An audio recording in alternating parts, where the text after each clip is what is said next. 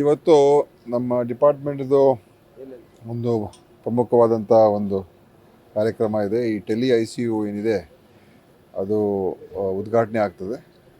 ಕಿಮ್ಸ್ ಆಸ್ಪತ್ರೆಯಲ್ಲಿ ಹಬ್ ಮಾಡಿ ಕೆಲವು ತಾಲೂಕು ಹತ್ತಿರ ಇರುವ ಅನೇಕ ತಾಲೂಕುಗಳಿಗೆ ಅದನ್ನು ಲಿಂಕಪ್ ಮಾಡುವಂಥ ಒಂದು ಕಾರ್ಯಕ್ರಮ ಇದೆ. ಅದು ನಂತರ ಬೇರೆ ನಮ್ಮ ಧಾರವಾಡ ಆಸ್ಪತ್ರೆ ಅದಕ್ಕೆ ಭೇಟಿ ಕೊಡ್ತೀನಿ, ಸಿವಿಲ್ ಆಸ್ಪತ್ರೆ. ಅಲ್ಲಿ ಅನೇಕ ಅಭಿವೃದ್ಧಿ ಕೆಲಸಗಳಾಗಬೇಕು ಅಂತ ನಮ್ಮ ಸಚಿವರು ಸಂತೋಷ್ ಲಾಡ್ ಅವರು ಹೇಳಿದರು. ಸೊ ಅದಕ್ಕೋಸ್ಕರ ಅದನ್ನು ವೀಕ್ಷಣೆ ಮಾಡಿ ತದನಂತರ ಇಡೀ ಜಿಲ್ಲೆಯ ಒಂದು ರಿವ್ಯೂವನ್ನು ಅಲ್ಲೇ ಧಾರವಾಡದಲ್ಲೇ ಮಾಡ್ತಾಯಿದ್ವಿ. ಸರ್, ಈಗ ಪೂಜಾರಿ ಬಂದರ ಹಿನ್ನೆಲೆಯಲ್ಲಿ ಕಾಂಗ್ರೆಸ್ನವರು ಇಡೀ ರಾಜಕಾರಣ ಮಾಡ್ತಾರೆ. ಉದ್ದೇಶಪೂರ್ವಕ ರಾಮ ಮಂದಿರ ಉದ್ಘಾಟನೆ ಸಂದರ್ಭದಲ್ಲಿ ಈ ರೀತಿಯಾದಂಥ ಎಲ್ಲೋ ಒಂದೆಡೆ ನೋಡಿ, ದೇಶದ ಮುಂದೆ ತುಂಬ ದೊಡ್ಡ ಸಮಸ್ಯೆಗಳಿದೆ.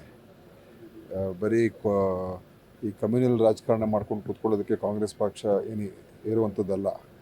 ಜನರ ಬದುಕಿದೆ, ಉದ್ಯೋಗ, ಅಭಿವೃದ್ಧಿ, ಅದರ ಬಗ್ಗೆ ನಾವು ಪ್ರಾಮುಖ್ಯತೆ ಕೊಡಬೇಕೆ ಹೊರತು ಭಾರತೀಯ ಜನತಾ ಪಾರ್ಟಿಯವರಿಗೆ ಅದೆಲ್ಲ ಚರ್ಚೆ ಆಗಬಾರ್ದು. ಅವರು ಚರ್ಚೆ ಬೇರೆ ಕಡೆ ತೊಗೊಂಡೋಗ್ಬೇಕು.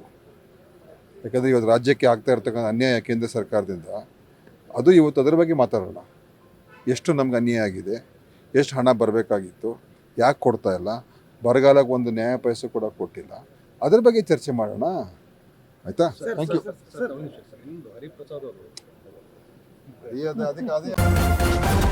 ನ್ಯೂಸ್ ಫಸ್ಟ್ ನಿರ್ಭೀತಿಯಿಂದ ನಿಮ್ಮ ಪರವಾಗಿ.